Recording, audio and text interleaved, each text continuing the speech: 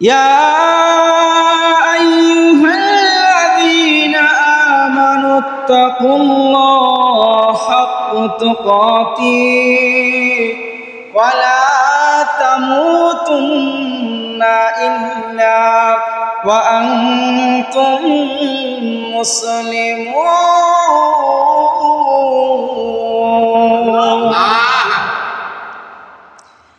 আমার আল্লাহ রাব্বুল আলামিন সূরা আল ইমরানের মধ্যে আল্লাহ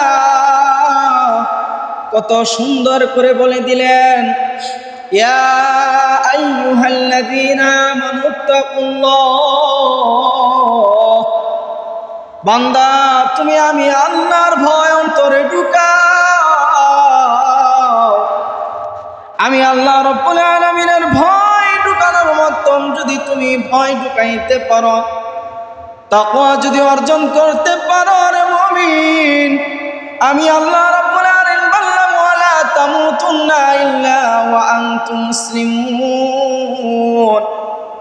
বান্দা তুমি খাঁটি মুমিন মুসলিম না হইয়া অন্ধকার কবরে এসো না। সুবহানাল্লাহ। কার কথা? আল্লাহর কথা। কোন মানুষের বানানো? এই আয়াতের মধ্যে দুইটা জিনিস বোঝা যায়। আল্লাহ প্রথম কি বলেছে, ইয়া আইয়ুহাল্লাযীনা আমানুত্তাকুল্লাহ হাক্কা তুকাতিহি ওয়া লা তামুতুন্না ইল্লা ওয়া আনতুম মুসলিমুন। আল্লাহ প্রথম বলেছে মুমিন তোমরা ভয় করো।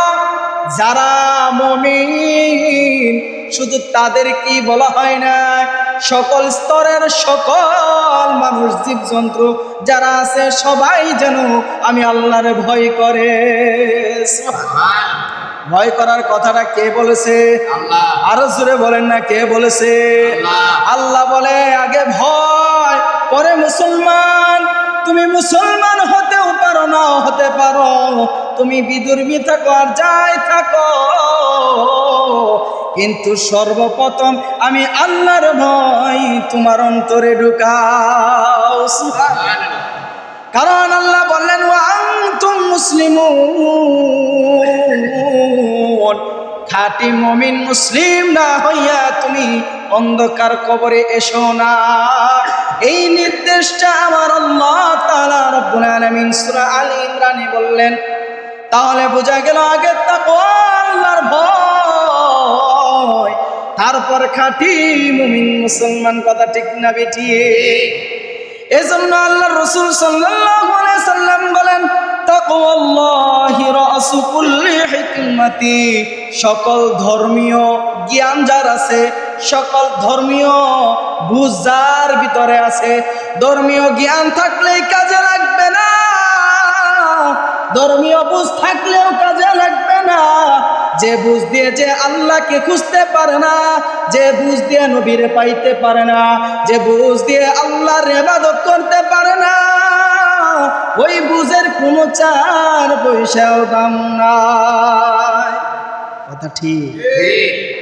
এই বুঝের দাম আছে? এই জ্ঞানের দাম আছে?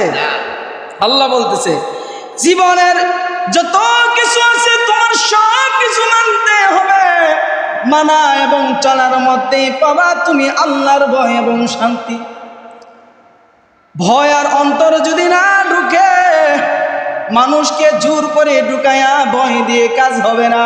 কারণ ভয় যদি নিজে থেকে না আসে, তার যদি ভয় দেখানো হয়, এই ভয় দিয়ে কোনো কাজে লাগবে না। লাগবে কি? এজন্য আপনার ভয়ের কারণে মানুষগুলো কি করে? আদালত তৈরি করে, আইন প্রশাসন তৈরি করে। কারণ যেখানে চুরি বাটপার হয়, যেখানে দুর্নীতি দমন করা হয়, যেখানে চাঁদাবাজ হয়, যেখানে সন্ত্রাসীরা হামলা দেয়, যে অসহায় মানুষের কাছে আত্মসৎ করে, এদের জন্য আইন প্রয়োগ করার দরকার আছে কিনা? জোরে বলেন, আছে? এই জন্য আমার আল্লাহ বললেন যেখানে আইন থাকবে, আইনের কারণে যদি তার বিচার আদালতে করা হয়, তাকে আদালতে নেওয়া হবে, তাকে ঠিক মতে শাস্তি দেওয়া হবে।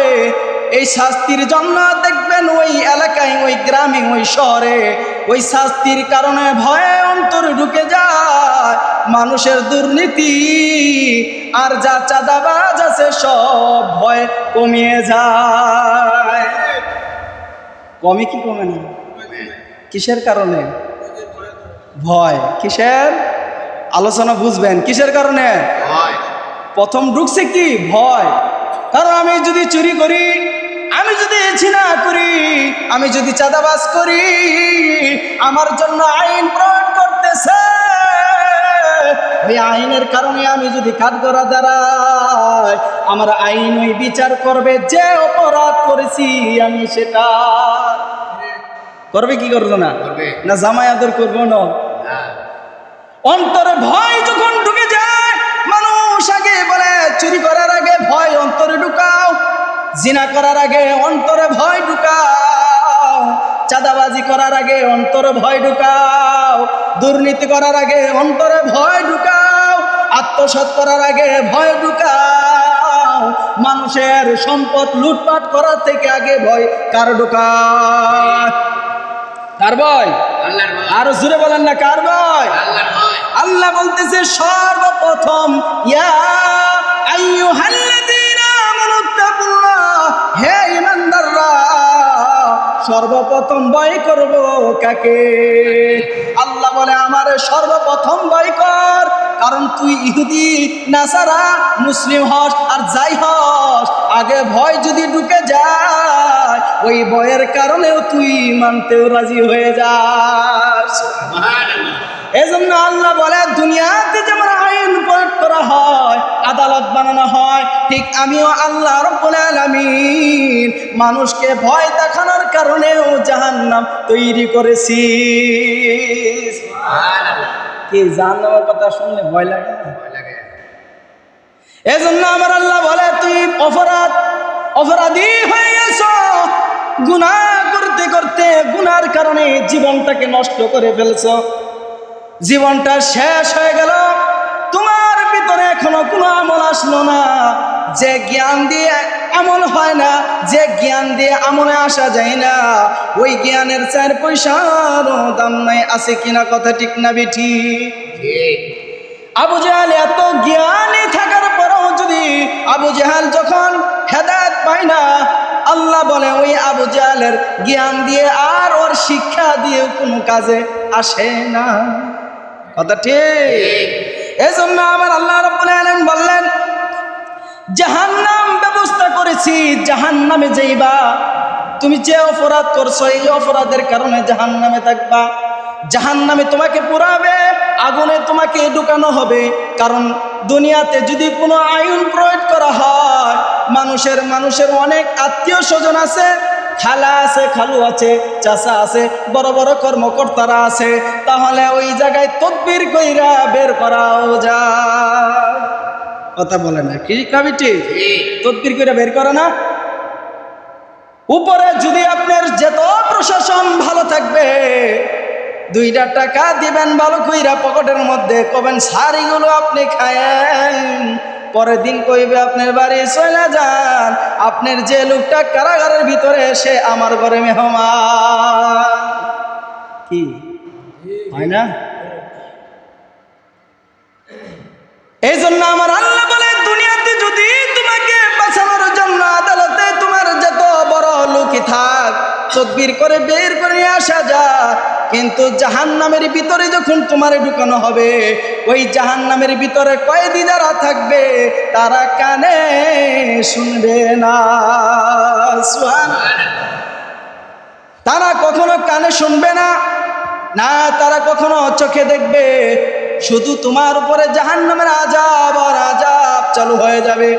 কারণ সেখানে দেখবেন আপনার আদালতে যখন যাবে, আপনার মারধর করতে গেলে মায়া লেগে যা, চোখে দেখলে মায়া লাগে, লাগে কি?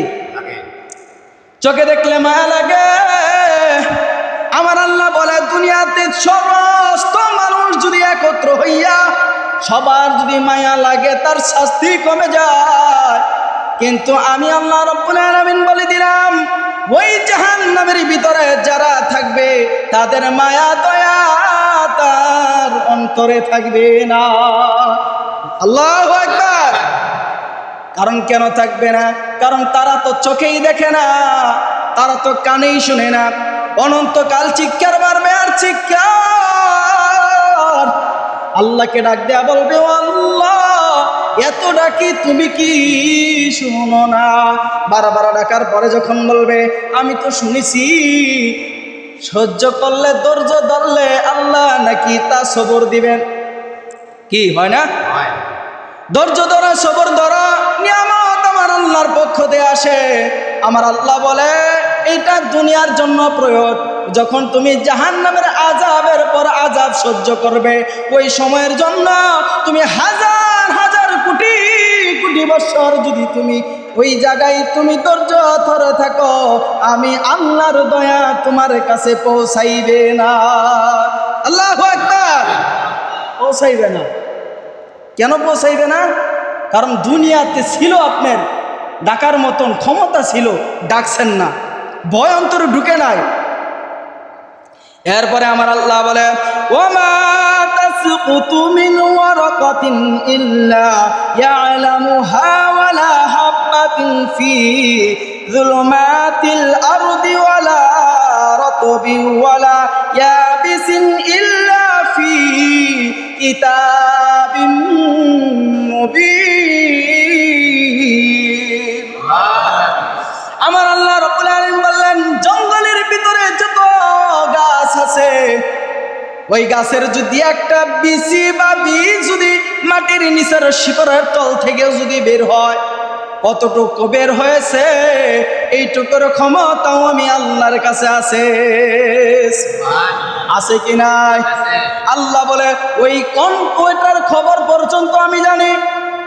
কারণ তুমি প্রকাশ্যে অপ্রকাশ্যে কত গুনাহ করো, মনে করো তুমি আল্লাহ হয়তো দেখে না। কারণ আল্লাহ বলে কারো দেখার দরকার নাই, আমি আল্লাহ যদি দেখে ফেলি তোর আর বাঁচার উপায় নাই। জুড়ে সারে কথা বলেন ঠিক না বেঠি? আমার আল্লাহ বলেন যদি আমি আল্লাহ ওই মাটির নিচের তলের গাছের যদি শিকড় কতটুকু বের হয়েছে তার খবর যদি জানি, ওই বীজ থেকে কতটুকু গ্যার বার হয়ে আসছে সেটার খবরও আমি আল্লাহ জানি। আমি আল্লাহ রাব্বুল আলামিন শুধু এটাই নয়, বান্দা তুমি মনে করো আল্লাহ হয়তো দেখে না, এটাই তো মনে করি। এইগুলো মনে করেই তো মনে করেন গুনাহ করি। কি কথা ঠিক না বেঠি? মনে হয় তো আল্লাহ দেখে না। আল্লাহ বলতেছে ওয়ালা ইউসিকু ওয়াসাকাহু আহাদ। আমি আল্লাহ রাব্বুল আলামিনের পাকড়াও হইল বড় পাকড়াও। আমি আল্লাহ যারে ধরে তারে কোনো দিন আর ছাড়ব না। আল্লাহু আকবার। আল্লাহ বলেন দুনিয়ার মানুষ আইন ফাঁক ফুক দিয়ে বের হয়ে আসার সম্ভব হয়, তদবির করে সম্ভব হয়। মানুষের আদালতে গেলে উকিল দিয়ে ধরে ধরে তার আসামি ছেড়ে নিয়ে আসা সম্ভব হয়। হয় কি হয় না?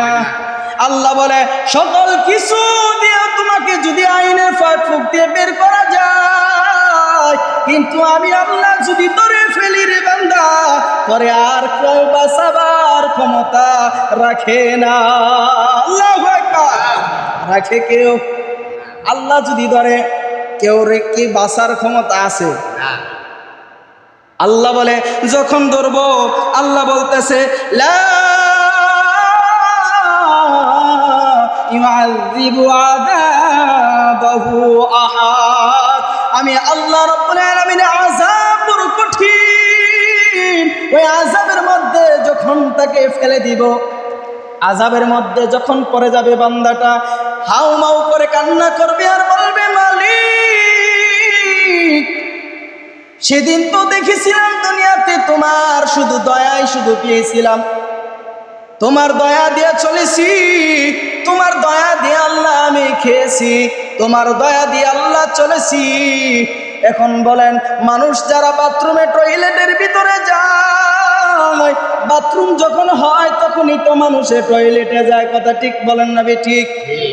কেন যায়? কারণ পেটের ভিতরে যে ময়লাটা জমেছে এই জমা ময়লাটা ফেলার জন্য সেখানে সে চলে যায়।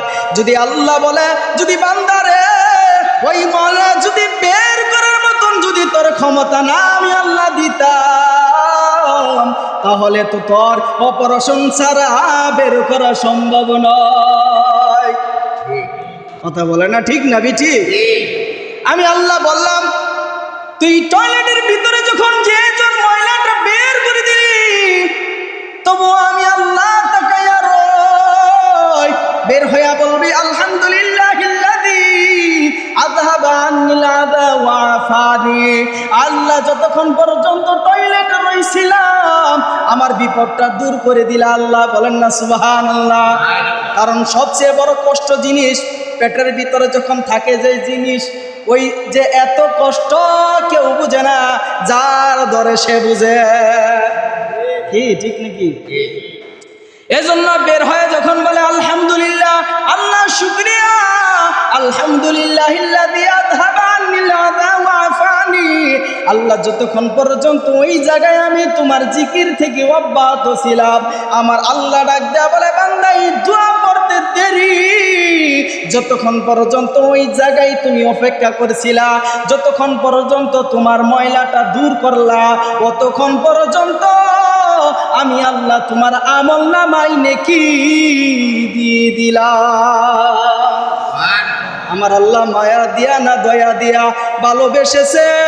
আল্লাহ বলে এই মায়া আর এই দয়া দিয়া করে দিয়েছিলাম দুনিয়ায়, কিন্তু তুই আখেরাতের ভিতরে যাওয়ার পরে যখন তুই আমার আযাবের কথাগুলো শুনবি, আমি আল্লাহ যে হুঙ্কার দিব, আমি আল্লাহর যে রাগান্বিত চেহারাটা তুই যখন দেখবি, তোর কোনো অস্তিত্ব থাকবে না।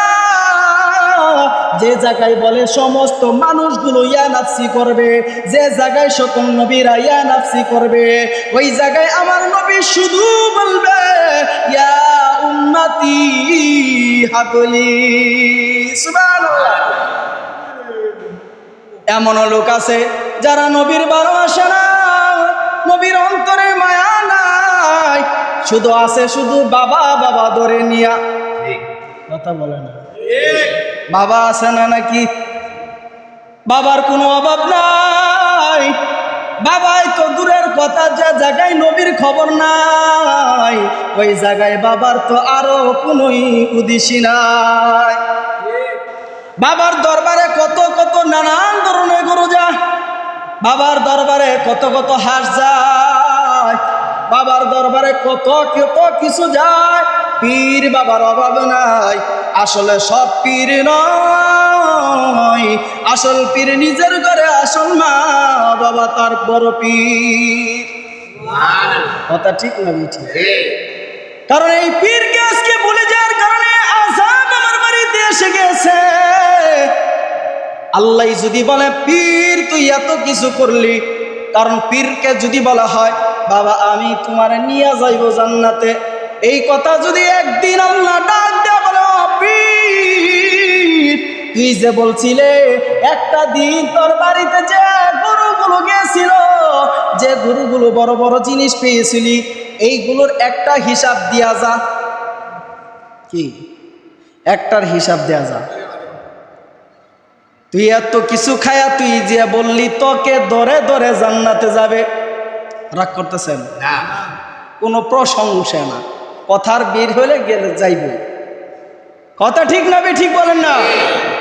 এজন্য আমার আল্লাহ বলে একটা দিনের কথা যদি তোকে ধরি, তোর তো খবর থাকবে না যে জায়গায় নবীরা ইয়া নাফসি ইয়া নাফসি, সকল নবীরা বলবে, আদম আলাইহিস সালাম বলবে, ঈসা আলাইহিস সালাম বলবে, দাউদ আলাইহিস সালাম বলবে, ইব্রাহিম আলাইহিস সালাম বলবে, ঈসা আলাইহিস সালাম বলবে আজকে আমার কোনো এখানে সুপারিশ করার জায়গা নাই, একজন আছে তিনি মুহাম্মদুর রাসূলুল্লাহ, তিনি।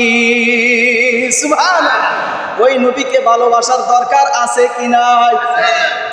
এজন্য নবী বলে কিয়ামতের ময়দানে এমন একটা আযাব শুরু হয়ে যায়, মানুষগুলো তছনছ হয়ে যাবে, মানুষগুলো হাউ মাউ করে কান্দিবে। আর কেন কান্দিবে? তখন মানুষের পিপাসার মধ্যে পানি পানি পানি পানি করবে। আমার আল্লাহ রাব্বুল আলামিন বললেন, নবীকে উঠাইয়া নিয়া সরাসরি হাউজে কাউসারের কাছে নবীকে বসাই দিবেন। সুবহানাল্লাহ। মানুষগুলো পানি পানি পানি করতে করতে তার জীবন চলে যায়। আমার নবী তখন ওই লোকগুলো উম্মতগুলোকে ডাক দেয়া বলবে, আয় আয় উম্মত আয়, তোরা কইছিলি আর তোরা আয় আয় রে, তোদের পানির পিপাসার আর চিন্তার দরকার নাই। আল্লাহর রাসূল এক পেয়ালা করে পানি পান করাইয়া দিবে। একটু পানি পান করার পরে কিয়ামত পর্যন্ত যেত বিচার, ওই 50,000 বিচারের মধ্যে আর তার পানির পিপাসা লাগিবে না। বলেন না সুবহানাল্লাহ। এই পর্যন্ত পানি পান করাইতে করাইতে হঠাৎ করে নবীর সামনে জ্ঞান এসে যাবে, পর্দা পড়ে যায়। হঠাৎ করে পানি আর পানি চলবে না, নবীকে তারা দেখবে না, নবী আর তাদেরকে দেখবে না। মাঝখানে পর্দা পড়ে গেল, মানুষগুলো এখন পানির জন্য পাগল। নবী আমার ডাক দেয়া বলবে, ও আল্লাহ, আমার উম্মত তো এইগুলো নয়, আরো তো উম্মত আছে, তাদেরকে তো পানি পান করাইব। তখন আমার আল্লাহ বলবে, যাদেরকে পানি পান করানো কথা ছিল তাদেরকে পানি পান করাইছেন। সুবহানাল্লাহ। আর যারা আপনাকে চেনা নাই, যারা আপনাকে মানে নাই, যারা আপনার সুন্নত মোতাবেক চলে নাই, তাদের সাথে আপনার সাথে সম্পর্কের দরকার কথা বলেন আছে কি? সন্তান দেখবেন বাবার কথা না শোনার পরে ত্যায্য পুত্র করে দেয়, সম্পদ থেকে ত্যায্য করে দেয়। তোদের মতন সন্তানের দরকার নাই। হয় কি হয় না? আল্লাহ তেমনি বলবে, ওগো নবী, যারা ততদিন আপনাকে বলে বলে বলে বলে নবী নবী বলে কান্না করছে, আজকে তাদের পানি পান করাইছেন, আর তারা আপনাকে ডাকে নাই, তাদের পানির আজকের প্রয়োজন নাই। আল্লাহু আকবার। এজন্য আল্লাহ বলছিল, আগে ভয় ঢুকাও অন্তরে, আগে ভয় পরে হইল মুমিন, পরে হবে মুসলমান। কারণ আল্লাহ বলে, ইয়া আইয়ুহাল্লাযীনা আমানু তাকুল্লাহ, আগে তুমি ভয় ঢুকাও। কার ভয় ঢুকাইব? আরো জোরে বলেন না, কার ভয়? আল্লাহ বলে, আগে আমার ভয় অন্তরে ঢুকাও। ওই ভয় যদি তোমার অন্তরে ঢুকাইতে পারো, আমি আল্লাহ রাব্বুল আলামিন এই ভয়ের কারণেই তুমি বড় বড় আমল করে চলে আসবে এই অন্ধকার কবরে। সুবহানাল্লাহ। এজন্য একটা ভয় কেমন করে, ভয় কেমন জিনিস? হযরত ওমর রাদিয়াল্লাহু তাআলা আনহুর যুগে হযরত ওমর রাদিয়াল্লাহু তাআলা আনহু মরুভূমির মধ্যে যখন গেলেন, রাত্রে আর দিন নাই, হযরত ওমর রাদিয়াল্লাহু তাআলা আনহু প্রত্যেকটি জায়গায় জায়গায় মানুষগুলো খোঁজাখুঁজি করে, কে না খেয়ে আছে, কে খাবার পাইতেছে না, কে অনাথ আছে, কার কাছে খানা যায় নাই, এই বলে আর সে ঘুরে কে ইমান ছাড়া আছে তার কাছে কাছে দাঁড়ে দাঁড়ে যে সে দেখতে থাকে। এইভাবে যখন হযরত ওমর রাদিয়াল্লাহু তাআলা মরুভূমির মাঝখানে বরাবর যায়, ওই মাঝ বরাবর যায় দেখে এক রাখালে আপনার বকরি লড়াইতেছে। সুবহানাল্লাহ। বকরি চাষ করতেছে। তো বকরি চাষ করার পরে মনে করেন হযরত ওমর রাদিয়াল্লাহু তাআলা পানির পিপাসা লাগছে। হযরত ওমর রাদিয়াল্লাহু তাআলা আনহু তখন পানির পিয়ালার জন্য তার গলাটা শুকিয়ে যায়। রাখালকে ডাক দেয়া বলে, ও রাখাল, তোমার এই বকরি থেকে কি আমাকে একটু দুধ দেওয়া যাবে কিনা? তোমার বকরির কাছ থেকে কি আমাকে একটু দুধ দেওয়া যাবে কিনা? তুমি যদি একটু দুধ দাও, তোমার এই দুধ পান করার কারণে আমি এই প্রখর রৌদ্রের মধ্যে আমার বড় পানির পিপাসা লেগেছে। বকরি রাখাল ডাক দেয়া বলে, না ভাই, আপনাকে দুধ দেওয়া যাবে না, কারণ মালিক আমাকে নিষেধ করেছে। বলেন না সুবহানাল্লাহ। মরুভূমির মধ্যে তাকায় দেখে একজন রাখাল, সে বলে কিনা তার মালিকে নিষেধ করেছে দুধ দিতে। তাহলে তোমার দুধ দেওয়ার প্রয়োজন নাই, তাহলে আমি তোমাকে কিছু টাকা দেই, তুমি একটি বকরি আমাকে বিক্রি করে দাও, আমি দুটো খেতে পারবো, মনে চাইলে গুস্তটাও খেতে পারবো। সুবহানাল্লাহ। রাখাল ডাক দিয়ে বলে, আপনি কে ভাই চিনি না, আপনি কেন আমার কাছে চাইলেন? রাখাল ডাক দিয়ে বলে, না ভাই আপনাকে দেওয়া যাবে না। তখন ডাক দেয়া বলে, ভাই আপনাকে কিছু টাকা দিলাম, দিয়ে দেন। আপনি আপনার মালিকের ডাক দিয়ে বলবেন, ও গো ভাই আপনার এইখান থেকে একটি বকরি বাঘে খেয়ে ফেলেছে। বলেন না সুবহানাল্লাহ। আলোচনা কি আপনারা বুঝেন না? খালি খালি কথাই বলেন। খালি আলোচনার সময় কথা বললে তো আলোচনা করতে মজা লাগে না, জ্ঞান অন্যরকম জায়গায় মকসিস। এজন্য রাখাল তখন বলতে শুরু করে দিল,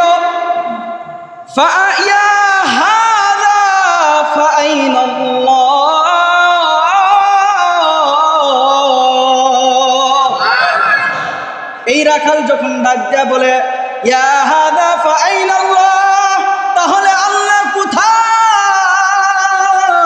আল্লাহ আছে কোথায়? এখান থেকে একটি বকরি যদি দিয়ে দেই, আল্লাহর দরবারে আমার হিসাব দিতে হবে। এই জন্য হযরত উমর এই তাকওয়াটা অন্তরের ভিতরে এত লেগে গেল, এই মরুভূমির ভিতরে রাখালের ভিতরে ঈমান নাই, তবু আল্লাহর ভয় তার অন্তরে। ভয় কার অন্তরে? আরো জোরে বলেন না, ভয় কার? কোন মানুষের ভয় আছে কিনা?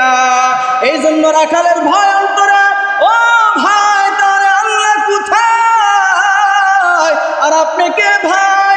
আমি অন্যজন কেউ নয়, আমি এই এলাকার আমিরুল মুমিনিন হযরত উমর। এই রাখাল চিন্তা করতে লাগলো, ভাই হাই হাই, এতদিন হযরত উমরকে দেখার জন্য এত পাগল ছিলাম, আজকে উমর এত আয়োজন করে এত সুন্দর করে ছদ্মবেশ ধরে এসে আমাকে পরীক্ষা করে নিল। ভাই আর ইহুদি থাকতে চাই না, মুসলিম থাকতে চাই না, আমাকে কালেমা পড়াইয়া আমারে মুসলমান বানাইয়া দেয়। ভয় কার? ওনাকে কোনো বলছে যে তুই ইচ্ছা করে আমার দে? এজন্য বলে নাই, আল্লাহ বলছে ওয়াত্তাকুল্লাহ ইন্নাল্লাহা খাবীরুম বিমা তা'মালুন। আমার আল্লাহ বলে ওয়াত্তাকুল্লাহ, আগে ভয় করো, আগে অন্তরে তাকওয়া ঢুকাও। ওয়াত্তাকুল্লাহ ইন্নাল্লাহা খাবীরুম বিমা তা'মালুন। কেউ দেখে না, কেউ জানে না, সেটা জানেন কে? যেটা কেউ দেখে না, দেখেন কে? আল্লাহ বলতেছে, এইগুলো যখন তুমি অন্তরে ভয়, অন্তরে তাকওয়া অর্জন করবা, আল্লাহ বলে ইয়া আইয়ুহাল্লাযীনা আমানু তাকুল্লাহ ওয়াল তানজুর নাফসুম মা কদ্দামাত লিগাদিন। হে মুমিনরা, তোমরা ভয় করতে থাকো। হে মুমিন, তুমি ভয় করো, তোমার ভয় করা হচ্ছে কাজ। আর যদি ভয় করার মতন যদি ভয় করতে পারো, অন্তর যদি তুমি ভয় ভীতি ঢুকাইতে পারো, কারো দেখার প্রয়োজন নয়, আমি আল্লাহ তোমারে দেখি। বলেন না সুবহানাল্লাহ। এজন্য আল্লাহ বলেন, যখন তোমার ভিতরে তাকওয়া এসে যাবে, ভয় যখন অন্তরে ঢুকে যাবে, তখন তুমি কি কাজ শুরু করবা? আল্লাহ বলে ইয়া আইয়ুহাল্লাযীনা আমানু তাকুল্লাহ ওয়া কুনু মা'আস সাদিকিন।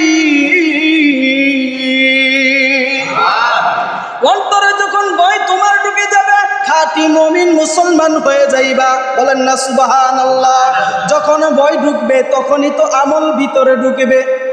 যখন তোমার ভয় ঢুকবে না, আমল তোমার কাছে আসবে না। যত জ্ঞান থাক, যতই বুঝো তুমি, কোনো কাজে 4 পয়সাও কাজে লাগবে না। লাগবে কিনা? আল্লাহ বলতেছে, যখন ভয় ঢুকাইবা, যখন তুমি মুমিন হয়ে যাবা, মুসলমান হয়ে যাবা, তখনই তোমার কাজ ওয়াকুনু মা'আস সাদিকিন। তখনই তোমার ভিতর থেকে হক কথাগুলো বের করে দিবা। কার কথা? আরো জোরে বলেন না, কার কথা? আজ আজকাল মানুষগুলো দেখেন হক কথাগুলো গোপন করে রাখে। ঠিক। যে হক কথা গোপন করে রাখে এই কথাগুলো হক, এই কথাটা বলেছেন কে? আল্লাহ বলে ওয়াকুনু মা'আস সাদিকিন। সাদিকিন মানে সত্যি কথা বলে, সত্য মানুষ, যার ভিতর থেকে সত্য বের হয়ে যায়, আমার আল্লাহ বলে সে আমার বন্ধু হয়ে যায়। আর যে মিথ্যাবাদী, এর মিথ্যা কথার কারণে সে পাপের ভিতরে ঢুকে যায়। একটা মিথ্যা কথা বললে বাকি মিথ্যা কথা বারবার আসে, একটাকে চাপা দেওয়ার জন্য আরো বের হয়ে আসে। আসে কি আসে না?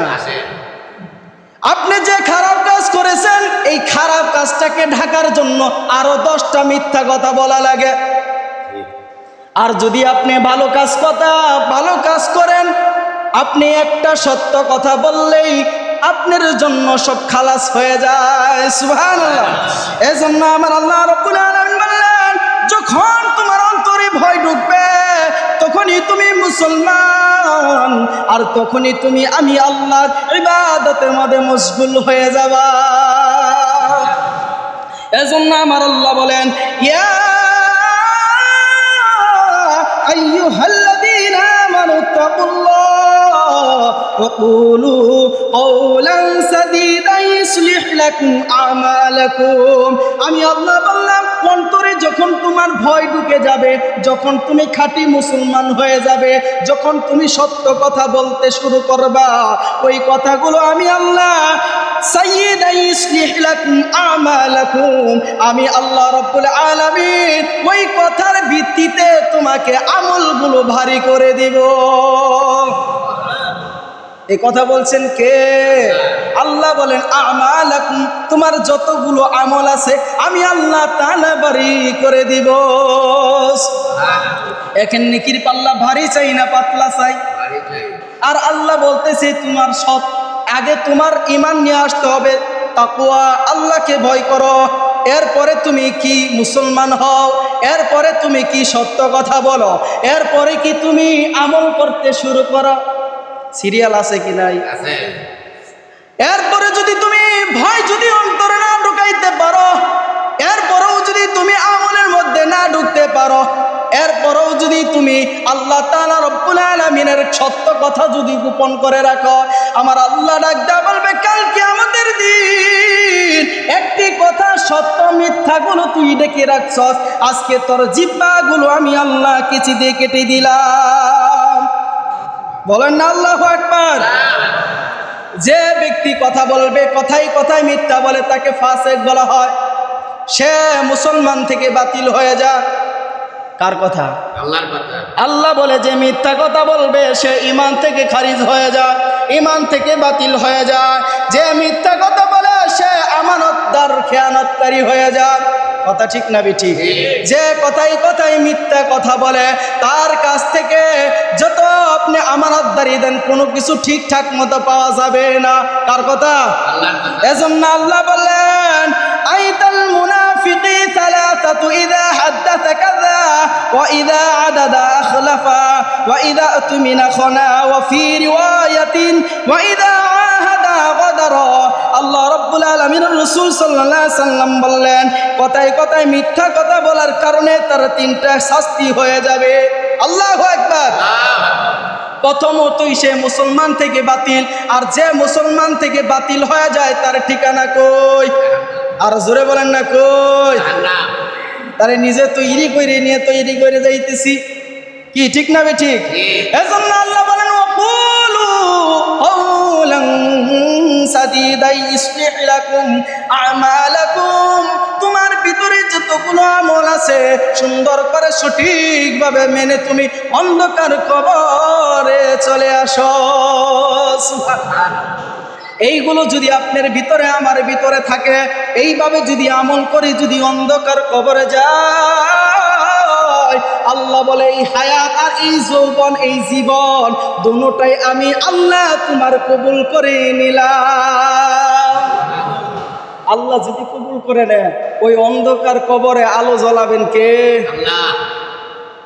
আর ওই অন্ধকার কবরে আলো দূর করে অন্ধকার দিবেন কে? আল্লাহ। এই কাজগুলো আজকে দেখেন আমাদের নিজের পাপের ফল এগুলো। আজ পাপ করতেছি বিদায় ভূমিকম্প হইতেছে, আজ পাপ বেশি, আর বড় বড় আযাব পাবো আপনার আমার উপরে। অমুকের বাড়িতে ডিজে গান চলবে, অমুকের বাড়িতে জিনা চলবে, অমুকের বাড়িতে খারাপ কাজ চলবে। ভূমিকম্প যখন নাড়া দিবে, ইমাম সাহেবের বাড়ি সহ না ওর বাড়ি সহ, তাহলে ওর জন্য আমার আযাব কে? কি ওর লেগে আমার আযাব টেনে নিয়ে এলাম না? আর যখন আমি যখন সত্য কথাগুলো বন্ধ করে রাখলাম, এই তুই খারাপ কাজ করস কে, এই তুই জিনার কাজ করস কে, তুই হারাম কাজে লিপ্ত হইছিস কে, তোর জন্য আমার আযাব হবো কে? তুই করবি এই জমিন ছাইরা অন্য জায়গায় যা, তুই এলাকা ছাইরা চইলা যা। কইছি কেউ? কেন কই নাই? সত্যি কথাটা গোপন করা। ও কোনো মা সাদিকিন, হিসাব কার কাছে দিতে হবে? আল্লাহর কাছে দিতে হবে। অতএব ওই কথাগুলো মনে করে আগে আল্লাহর ভয় ঢুকান। অন্তর যদি ভয় ঢুকে, তাহলে আমলে আমি ঢুকতে পারবো। এজন্য আল্লাহ বলে, মানুষ যখন ভয় পায়, যখন কার খারাপ কাজ করতে শুরু করে, আইন তার জন্য দাঁড়ায়া থাকে শাস্তি দেওয়ার জন্য। কিসের জন্য? শাস্তি দেওয়ার জন্য। আর আইন যদি না থাকতো, তাহলে কি দুর্নীতিবাজ, চাঁদাবাজ যতগুলো আছে সব আরো ধীরে ধীরে বাড়তে থাকে। কি কথা ঠিক না ঠিক? আর আল্লাহ বলে, এই জন্য আইনের যেমন প্রয়োগ করা হচ্ছে, ঠিক আমিও আল্লাহ তোদের জন্য আযাবের ব্যবস্থা করছি, জাহান্নাম। আয় তুই খালি, তোর জন্য অপেক্ষা করে রাখছি, সুন্দর করে আমালত করে সুন্দর করে সাজায়া। জাহান্নামের আযাব যে কত কঠিন, উত্তপ্ত আগুন চলতেছে, গরম চলতেছে, তুই যত মাল আত্মসাৎ করছ, এইগুলোর আমি আল্লাহ তাআলা জাহান্নামের মধ্যে ঢুকায়া গরম কইরা আল্লাহ কমু নিয়ে যাবে। কি করব না আল্লাহ? তখন দেখবেন আপনার আমল টামল সব ছুটে গেছে। আল্লাহ আমাদের সঠিক বুঝার তৌফিক দান করুক। সবাই বলে না আমিন। আপনাদের মন খারাপ? মন খারাপ করার কিছুই নেই। হক কথা তো বলতে হবে। এই জায়গাতে যদি হক কথা যদি না বলতে পারি, আর কবে কমু? মরে গেলে পেলে লাভ হবো? মরার আগে সোজা হওয়া, মরে গেলে সোজা তো এমনি করবো, পাও ভাঙ্গে হইলেও তোর সোজা করে দিব। সোজা তখন মন লাগবো না, তখন 4 জনে ধরবো আর খালি ভাঙবো খালি। কারণ বেড়াগিরি উপরে চলে, কবরের নিচে চলে না। কবরের নিচে কার হুকুম চলবে? আর উপরে কার হুকুম চলবে? আর দেখে কে? জানে কে? বলছে কে? আল্লাহু আলিমুম বিযাতিস সুদূর। কারো দেখার দরকার নাই, আমি আল্লাহই দেখলাম। আর এইটার জন্যই তোর আযাব সামনে অপেক্ষা করে দিলাম। আল্লাহ